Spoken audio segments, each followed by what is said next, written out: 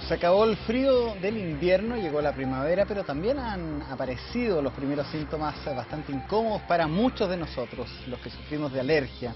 Se estima, fíjese, que en esta época del año un 40% de los chilenos sufre de esta congestión nasal, picazón en la garganta y problemas también de respiración. Entonces la pregunta es cómo hacer frente a estas desagradables alergias. Para eso hemos invitado al estudio Canal 24 Horas al otorrinolaringólogo Cristian Olavarría. Doctor, ¿cómo le va? Hola, buenas noches. Muchas gracias por venir a este tema. Encantado. Que nos tenía a muchos preocupados. Están llegando, ya le cuento, varias consultas en este tema. ¿Por qué ahora? ¿Por qué llega, como dice Yuri, la maldita primavera, y comenzamos como que si estuviéramos resfriados, Claro. doctor? Bueno, en realidad lo que ocurre básicamente es que en muchas partes del mundo, en específico acá en Santiago, por ejemplo, y también en Talca o Valparaíso, hay un importante aumento de la cantidad de pólenes que andan en el ambiente durante la época de primavera. Eso ocurre porque tanto árboles como pastos principalmente y posteriormente malezas comienzan a fertilizarse, ¿no es cierto? Y aparecen estas células reproductoras que son en realidad los pólenes y que en contacto con nuestra mucosa respiratoria producen estos desagradables síntomas que en realidad no son graves, no son grandes complicaciones, pero son tremendamente incómodos y afectan de manera importante la calidad de vida de las personas. ¿Por qué se producen las alergias? En general es una condición más bien genética, hereditaria, es decir, si uno tiene un padre alérgico, tiene un 40% de probabilidad de ser alérgico, si ambos padres son alérgicos, el 80%, y hay una condición también que tiene que ver con la estimulación ambiental, es decir, hay una persona que tiene una predisposición genética, pero que en cierto ambiente determinado, cuando se coloca en contacto con estos elementos con los cuales reacciona la mucosa respiratoria, van a determinar una condición alérgica. ¿Qué debe hacer una persona si comienza a sentir los síntomas de picazón? Yo le contaba, por ejemplo, fuera de cámara, que me hice el test cutáneo, es el que se hace uno, y el de las pintitas, y me apareció todo, al pelo de gato, al polvo, a todo. Bueno, en general la verdad es que la condición alérgica es bastante frecuente, afecta aproximadamente a 1 de cada 4 personas, por lo tanto no es infrecuente encontrar personas que se quejan, ¿no es cierto?, de estos síntomas bastante característicos como son la picazón ocular, la picazón de nariz y de garganta, el estornudo, la congestión nasal y también otros síntomas que vale la pena mencionar y que a veces no se relacionan directamente o las personas no las relacionan en la casa con la alergia, como son el sangrado nasal recurrente o la tos persistente, una tos seca que es típica de esta época y que es principalmente una tos irritativa. Cuando la persona tiene estos síntomas y estos síntomas son persistentes en el tiempo, uno puede pensar que hay una alergia de por medio. Y como conversábamos recién, en realidad a veces cuesta hacer la diferenciación entre un cuadro respiratorio, un resfrío común, por ejemplo, y efectivamente una condición alérgica. Doctor, están llegando muchas consultas de Twitter, tal como me lo imaginaba cuando decidimos el tema. Es un problema que afecta a muchos, así que le propongo integrar también a los televidentes para hacer una especie de consulta acá en vivo. Vamos con la primera pregunta que hace una mujer, fíjense, que es...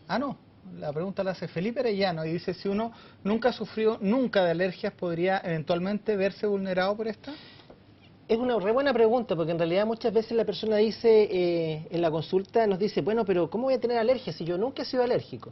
La verdad es que uno tiende a asociar mucho las alergias con cierta edad, ¿no es cierto?, de los niños o el adolescente, pero como conversábamos recién, una alergia puede aparecer en cualquier momento. Nosotros tenemos pensado que evidentemente va a haber una connotación ambiental. Por ejemplo, si nosotros somos alérgicos al plátano oriental y vivimos en el desierto del Sahara, es poco probable que desarrollemos la alergia. Pero en el momento en que nos expongamos a ella, vamos a empezar con síntomas. Por lo tanto, una alergia puede aparecer a cualquier edad, de los niños a los adultos mayores.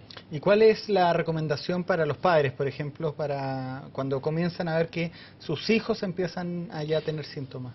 Bueno, hay una recomendación que yo siempre le menciono a los papás y es que aparte de los síntomas que habíamos conversado, ¿no es cierto?, que son bastante característicos y muchas veces es fácil de darse cuenta, también hay que pensar en una condición alérgica cuando hay un niño que es el típico niño bueno para resfriarse. Este cabro es bueno para resfriarse, pasa habitualmente, ¿no es cierto?, moquillento, tiene muchas infecciones respiratorias, lo lleva muy habitualmente al doctor, al pediatra.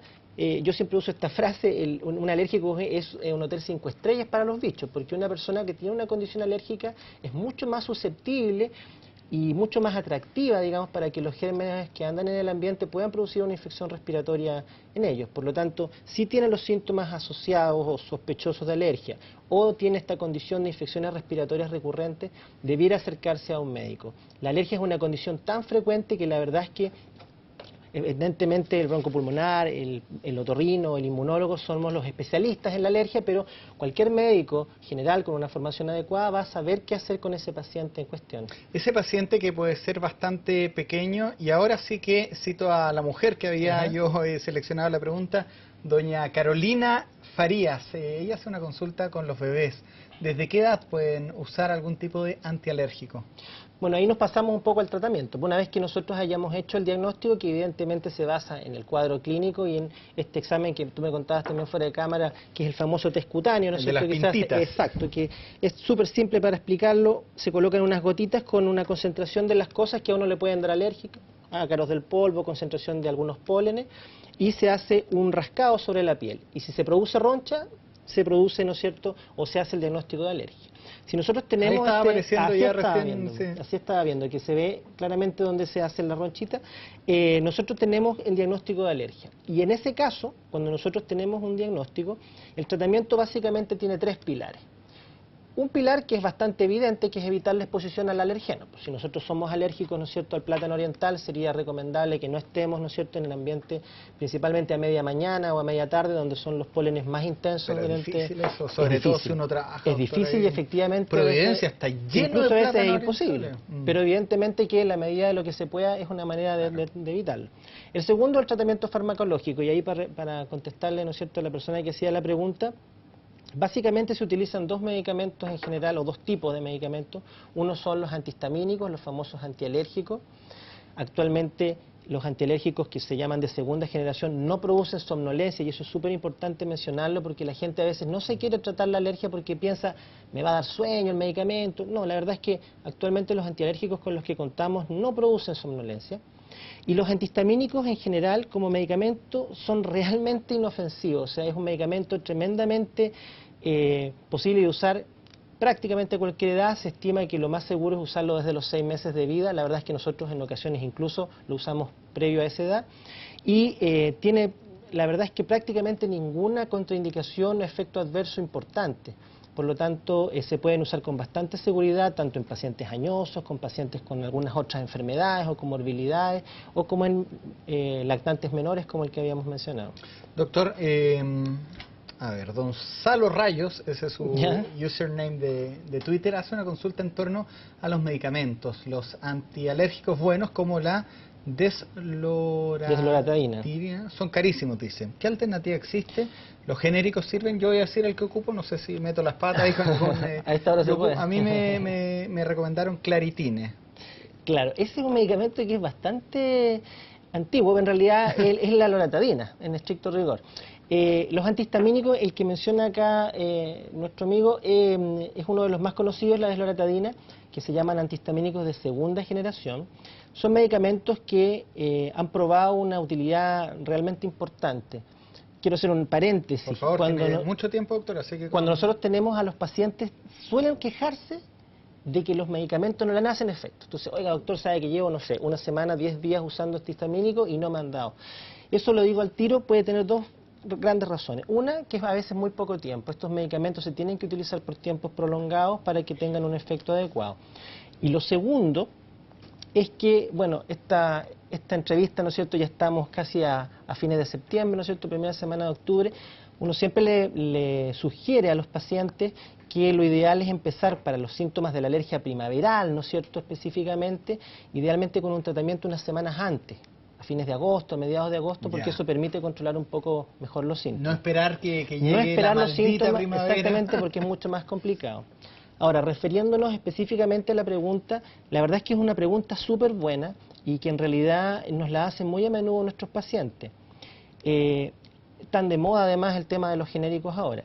Los antihistamínicos de marca, que evidentemente son quienes han hecho la investigación y el reporte económico que significa este tipo de investigaciones para saber que el medicamento funciona, son efectivamente caros. ¿ah? Probablemente son variables, pero los antihistamínicos específicamente pueden bordear entre los 6.000 hasta los 10.000 pesos, ¿no es cierto? Y obviamente que eso no puede ser para todos los pacientes, es fácil de comprar. Ahora, los antihistamínicos genéricos, de los cuales existen prácticamente de todos los que hay, es decir, loratadina, desloratadina, cetiricina, levocetiricina, o medicamentos de empresas farmacéuticas que no son las empresas, digamos, dueñas del producto propiamente tal, pero que hacen copia, hay buenos y malos, como en todos los medicamentos. Por lo tanto, yo la recomendación que haría a la gente en la casa es que primero se informen, porque evidentemente aquellos laboratorios que hacen estudios de bioequivalencia lo promueven, porque es un marketing para sus medicamentos, y eso se puede ver, digamos, leyendo el papelito del medicamento o la caja. Segundo, consulten, obviamente, a su médico especialista que les puede eventualmente sugerir alguno u otro. Y lo tercero es lo más simple, pues que vean cómo les anda. Si ellos compran un medicamento que vale, la loratadina genérica puede costar 600 pesos en la farmacia, pero evidentemente notan que la mejoría no es tan evidente o que tienen dudas respecto a ese medicamento, lo pueden cambiar. Doctor, usted hacía una mención de no relajarse. Por ejemplo, yo sufro mucho de alergia. Y durante el día de ayer, ya jueves, Santiago tuvo una llovizna. Así es. Y como bajaron los síntomas. Sentí que no estaba tan alérgico como de costumbre. ¿Por qué? Bueno, eso es bastante importante. Como conversábamos nosotros, la alergia es una condición genética, pero hay un elemento ambiental que es fundamental. Si nosotros no estamos expuestos al alergeno que nos causa la alergia, vamos a tener pocos síntomas. Los alergenos, principalmente de pólenes, están en primavera porque en los ambientes secos, en los ambientes con un poco de viento, es mucho más fácil que estos pólenes se eleven desde el suelo y lleguen a nuestra nariz. En el caso de la lluvia, cuando la lluvia cae, ¿no es cierto?, los pólenes caen al suelo, y al caer al suelo, evidentemente, es mucho más difícil que lleguen a irritar nuestra mucosa respiratoria. Por lo tanto, efectivamente, yo también soy alérgico al polen. Hoy día me sentí bastante mejor porque efectivamente esta llovizna que hubo, ¿no es cierto?, durante el día nos ayudó. Perfecto. Mientras aprovecho también de saludar a Eduardo Cartes, que está haciendo varias consultas, voy a poner un Twitter, Eduardo Cartes. Un Twitter que hace Rigoberto, que él no sabe diferenciar cómo se puede ver la diferencia entre una alergia y un resfrío. A muchos les debe pasar. Absolutamente. Esta pregunta que es bien frecuente, que uno mismo se la haga, digamos, como médico, yo diría que es una de las piezas angulares dentro del tratamiento de las alergias. Nos pasa muy a menudo que el paciente alérgico es inapropiadamente tratado muchas veces con antibióticos en forma recurrente, porque estos cuadros de resfríos pegados o de resfríos persistentes o recurrentes se hace pensar que pueden ser cuadros de sinusitis o de infecciones bacterianas. La respuesta no es fácil, porque en realidad muchas veces no solamente basta la evaluación clínica, sino que también hay que hacer algunos estudios de laboratorio. Pero si uno quisiera darle unos tips a la gente en la casa para tratar de alguna manera de diferenciarlo, una condición alérgica puede ser tremendamente incómoda, puede causar enormes dificultades de calidad de vida, digamos, pero por lo general no da fiebre. La fiebre es un fenómeno más asociado a la infección, ya sea viral o bacteriana. Un cuadro respiratorio habitualmente agudo, viral, dura 5 a 7 días. La condición alérgica es mucho más persistente en el tiempo.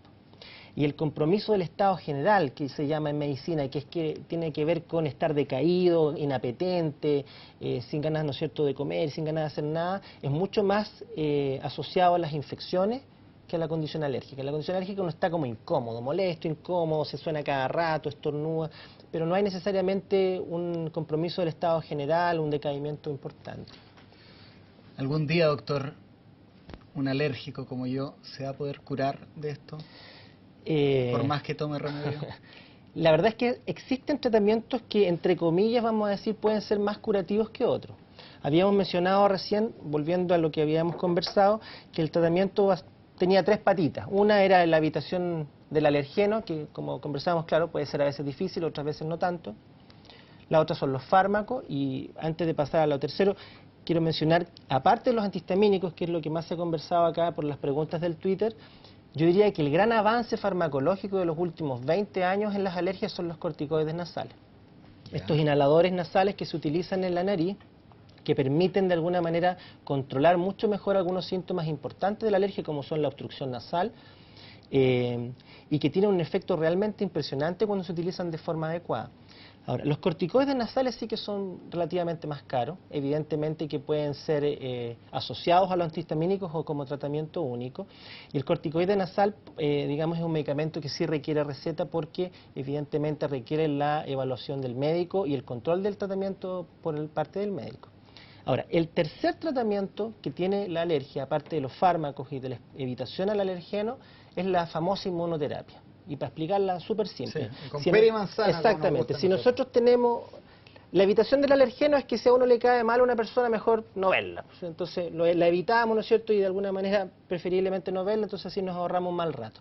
La inmunoterapia es como cuando uno está en el colegio o en la universidad, que una persona es pesada, pero de tanto verla todos los días, termina acostumbrándose a ella, ¿no es cierto? Y finalmente, exacto, hasta el final pueden llegar a ser amigos.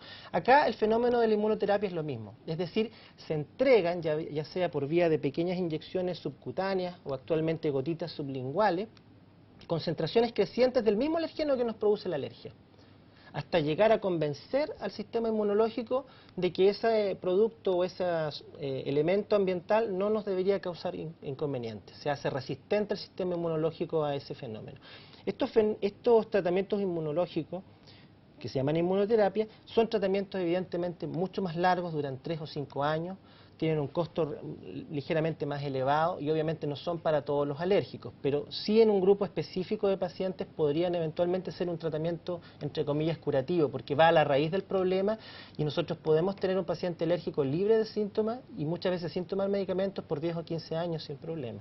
Perfecto. Tengo 12 minutos de entrevista y por lo menos 24 preguntas acá seleccionadas, así que vamos acortando un poco también la respuesta. Yo sé que es difícil, doctor, que a usted le gusta explicar en detalle, pero a ver si podemos también para cumplir, porque de veras que son muchas. Mire, fíjese que acá consultan, soy alérgica a los perros, ¿puedo desarrollar anticuerpos?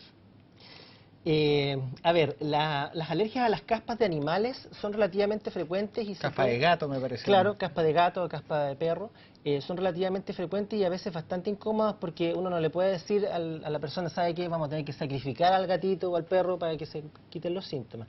En general, una persona que tiene una alergia a caspa de animales efectivamente desarrolla anticuerpos contra el alergeno que le está dando la alergia. De hecho, esa es la manifestación, digamos, en la causa de la alergia. Doña Mónica hace una consulta sobre los medicamentos que ayudan a estimular el sistema inmune, ahí pone el nombre en latín, funcionan, tratamiento a largo plazo, y habla del Lactobacillus paracasei. Bueno, así como como otros medicamentos que en forma genérica se denominan probióticos también, están bastante de moda en el último tiempo. La verdad es que la evidencia científica, si vamos a hablar de eso, es bastante pobre al respecto. Yo diría que en este caso lo que abunda no daña. Si uno lo quiere probar, yo creo que no habría problema, pero probablemente como única terapia no me parecería recomendable. Perfecto. Ahí el Matita dice, ¿qué nos pregunta el Matita? Dice, ¿para la alergia, qué antihistamínico se puede usar? Lo acabamos de mencionar. La verdad es que los antihistamínicos de segunda generación son todos bastante equivalentes. Pueden haber algunas pequeñas sutilezas entre uno y otro, pero loratadina, desloratadina, cetiricina, el claritine que tomo yo. El claritine, que es un nombre, digamos, de fantasía, pero que es la loratadina, son medicamentos que son bastante efectivos. Y volviendo a lo mismo sobre los genéricos, la gente debe informarse. Ese fue heredado, que mi papá toma eso. Sí, se usa poco ahora, pero yo también lo usaba. Sí. Es súper bueno. Vamos con Silaire, que ella pregunta por los síntomas. Si es que todos los síntomas, dice, a las alergias tienen los mismos, ojos rojos, estornudos, o hay gente que tiene síntomas diferentes. Algo habíamos mencionado recién, los síntomas característicos, estornudo, congestión, picazón de nariz, son los más frecuentes, pero hay otros que no son tan frecuentes. Ella menciona, y es importante a lo mejor subrayarlo, el tema de los síntomas oculares. Los síntomas oculares, picazón, ojo rojo, principalmente son bastante frecuentes de la alergia primaveral, por el tema de que los pólenes llegan a la conjuntiva del ojo y les irritan. Y, nuevamente un paréntesis, para los síntomas oculares, el tratamiento son gotas oculares. No vamos a esperar que los solos antihistamínicos en forma oral nos puedan ayudar. Esta gotita... Hay varios. Alopatadina, por ejemplo, es un nombre del fármaco que puede ayudarnos y en realidad son bastante eficientes. Estamos hablando de antihistamínicos oculares. Uno tiende a confundirse y la pregunta que vamos a poner en pantalla habla precisamente de esto. Carmen Gómez dice, el plátano oriental tiene muy mala fama, yo lo odiaba hasta que me hice el test cutáneo y no era alergia a eso, era el pasto. Suele uno echarle la culpa al plátano oriental. Sí, es como el gran enemigo y en realidad no siempre lo es. Han estado súper buenas las preguntas en realidad. Pues. Oiga, yo le dije acá que son muchos los tuiteros y sí, mire la cantidad de preguntas que tengo seleccionadas. Esto es muy importante porque muchas veces le damos mucho énfasis al tema del plátano oriental. La verdad es que de las alergias primaverales, lejos, la más frecuente, yo diría que el 80% de los pacientes alérgicos primaverales tienen reacción al pasto. El pasto es un elemento súper ubicuo, está en todos lados, ¿no es cierto?, en todas las plazas, en las casas, ¿no es cierto?, en las veredas, y la polinización es bastante larga, prolongada, desde mediados de octubre hasta algunas veces hasta marzo. Por lo tanto, clínicamente la relevancia de la alergia específica al pasto es mucho mayor que el plátano oriental. Ahora, el plátano oriental tiene la gracia, entre comillas, de que Chile, por ejemplo, es uno de los países con mayor cantidad de plátanos orientales y de polinización por plátano oriental en el mundo. Tenemos una gráfica, por mientras usted explica, a ver si la Barbarita la puede tirar para que vayamos ilustrando también lo que está diciendo el doctor Olavarría. Por favor. Entonces, lo que nosotros tenemos en el plátano oriental es que ha adquirido mala fama por eso, porque está muy presente, porque tiene una polinización muy importante y yo diría que el 30% de los pacientes alérgicos tienen una alergia al plátano oriental, pero no es exclusivamente la única que hay. Ahí aparece, por ejemplo, la cantidad de... Estas son mediciones que se hacen respecto a la cantidad de granos por metro cúbico que hay en el ambiente de los pólenes. La verdad es que nos puede ayudar en cierta medida a poder evaluar cómo estamos. Por ejemplo, esto es de la semana del 24 al 27 de septiembre. Ustedes pueden ver cómo la cantidad de pólenes de árboles está sobre 1000 granos por metro cúbico. Uno piensa que ya sobre 100 hay síntomas o pueden haber síntomas, o sea, está bastante alta, y ahí tenemos el plátano oriental, ¿no es cierto? Y ya empezó el pasto, 13 granos por metro cúbico ya es moderado, sobre 10 ya uno piensa que son pólenes moderados, por lo tanto la alergia, las personas que somos alérgicas a pasto, como nosotros dos acá, vamos a empezar con síntomas también más importantes en las próximas semanas. Doctor, mire, acá consulta Gonzalo Alegría a través del Twitter. Vamos a poner esa pregunta de inmediato. ¿Algún remedio casero para poder soportar las alergias de primavera? Usted ha entregado antihistamínicos, pero no sé si hay algún remedio más casero. Sí, podríamos decir para la gente, bueno, habíamos conversado que los antihistamínicos... Vamos a lo más básico, ocupar estas mascarillas. A ver, cualquier cosa que uno se coloque dentro o, digamos, protegiendo la nariz del ambiente nos va a servir. Un pañuelo, ¿no es cierto?, una bufanda, cualquier cosa que impida mecánicamente que lleguen, ¿no es cierto?, estos pólenes a la nariz nos va a reducir los síntomas. Ahora, obviamente que uno no puede andar por la vida con una mascarilla, pero sí nos puede ayudar. ¿Qué otras cosas se pueden hacer? Cuando nosotros sabemos que vamos a estar expuestos al polen, y estamos hablando nuevamente de los horarios peak, que son media mañana, media tarde, lo ideal es que en todos los sectores donde nosotros sepamos que puede haber quedado polen, los limpiemos. Por ejemplo, si salimos a trotar el domingo en la mañana, que si uno es alérgico al pasto es muy poco recomendable, inmediatamente terminado el ejercicio, cambiarse la ropa. La ropa va a estar plagada, ¿no es cierto?, de estos pólenes. Ducharse inmediatamente para sacarse los pólenes que pueden quedar, por ejemplo, en el pelo, en la piel. Lavarse la nariz, por ejemplo. Algo que está muy de moda en medicina en general, los aseos nasales, con estas soluciones de suero fisiológico o con agua con sal, también nos ayudan porque mecánicamente arrastran estos pólenes y los sacan de la nariz. Voy a empezar a poner en la pantalla para poder ir agilizando, para también Vamos a tratar de contestarlas todas. Claro, aprovechando que la consulta es gratis. Doctor, dice si es que la alimentación influye al tener alergias, César Contreras. Existen las alergias alimentarias. Las personas que son alérgicas pueden recibir este alergeno por vía respiratoria, que es lo que hemos estado hablando, pero también se pueden llegar, ¿no es cierto?, el alergeno a nuestro sistema a través de la vía alimentaria. Y esto es válido no solamente para los alimentos. Por ejemplo, las personas que son alérgicas a los pastos pueden ser alérgicas al apio, por ejemplo, a la palta. Y también los fármacos, que son otras alergias importantes. Dicho sea de paso, las alergias alimentarias, las alergias a fármacos pueden incluso producir fenómenos de anafilaxia, que son estas famosas alergias tan severas que pueden producir la muerte. ¿La alergia es contagiosa? ¿Uno se puede contagiar de alergia de otra persona? La alergia es una condición genética que tiene un contexto ambiental, ¿no es cierto? Y lo que sí se puede contagiar, evidentemente, si uno es alérgico y está resfriado, es el resfrío. Solamente al Exactamente, resfrío. no hay una transmisión, digamos, de la condición alérgica. Transmisión genética sí, pues, de los padres a los hijos. Vamos con la pregunta que teníamos seleccionada de Carlos Ruz. El consulta: ¿es recomendable hacerse el examen de alergias antes de comprar cualquier medicamento? También muy buena pregunta. A mí me gustaría decir lo siguiente: las personas que en la casa se saben alérgicas, porque alguna vez se estudiaron, ¿no es cierto?, porque alguna vez consultaron al especialista y se evaluaron, probablemente ni siquiera es necesario que acudan inmediatamente al médico para empezar su tratamiento. Los antihistamínicos son de libre venta en la farmacia, por lo tanto uno los puede adquirir y inmediatamente empezar a tomarlos, y una vez ya estabilizado o en la medida en que vayamos viendo cómo nos va, consultar. En el caso de un paciente que no tiene claro el diagnóstico, evidentemente siempre hay que partir por aclararlo, y eso significa hacer los exámenes que corresponden. Muchas veces la historia clínica y los antecedentes familiares son suficientes para hacer el diagnóstico, pero el test cutáneo, que ahí lo veíamos y lo conversábamos, es un examen tan simple, barato, rápido, que la verdad es que prácticamente yo diría que no hay razón para no hacerlo. Y además es un examen tremendamente sensible y específico, es decir, que nos va a decir habitualmente si hay una reacción alérgica. Efectivamente significa que esa persona es alérgica a lo que aparece en el test de alergia. ¿Es seguro tomar medicamentos por tantos meses y años? Cristian Retamal dice. Los antihistamínicos, sí, como habíamos conversado, son tremendamente inofensivos, no hay ningún problema en tomarlos por años de años y no ocurre nada, siempre y cuando estén bien indicados.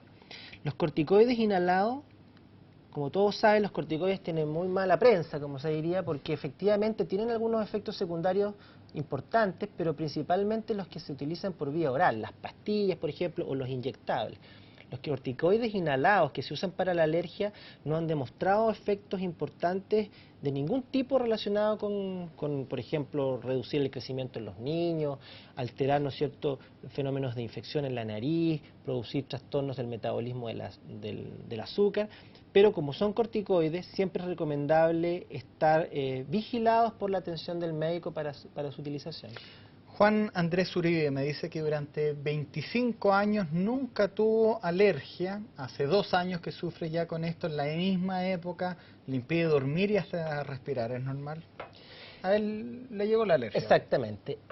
Esa persona nació con alergia. La alergia la tenía siempre en su, digamos, información genética, y en la medida en que en algún momento de su vida estuvo expuesto al alimento alergénico, desarrolló la condición o la enfermedad alérgica. Eso puede pasar a los 10, a los 25, a los 30 o a los 60 años. Perfecto. Doctor, se nos acabó el tiempo, fue media hora que estuvimos conversando. Muchas gracias por atender las preguntas de los tuiteros. Se repite mucha, y quiero hacerla antes de despedirlo, en torno a los niños. Me dicen qué hay que hacer cuando niños tienen estos síntomas, se resfrían, lloran, se les seca mucho las fosas nasales. Y sangran de la nariz. Eso, volvemos a decir lo mismo, el niño alérgico tiene una tendencia importante a sangrar de la nariz. ¿Qué hay que hacer con los niños, doctor? Tratarlos, pues es importante, primero porque el tratamiento nos va a impedir que el niño se queje y tenga molestias, que sangre de la nariz, que ande moquillento. Segundo, y ya lo habíamos comentado, las infecciones respiratorias recurrentes en el niño, un porcentaje importante son debidas a una alergia no tratada. Por lo tanto, si uno tiene la sospecha de que su hijo es alérgico, esos papás debieran llevar a ese niño para que se hiciera un estudio adecuado y así poder tratarlo, y la verdad es que les va a cambiar la vida. Doctor Cristian Olavarría, muchas gracias por compartir sus conocimientos en Canal 24 Horas. Y a ver si, bueno, por la cantidad de preguntas lo volvemos a invitar y compartimos cuando quiera otros momentos de consultas y respuestas para nosotros que sufrimos de esta alergia. Y usted también decía que es alérgico al pasto. Somos millones. Sí, pues, millones, cada día somos más, pero tenemos solución. Exacto.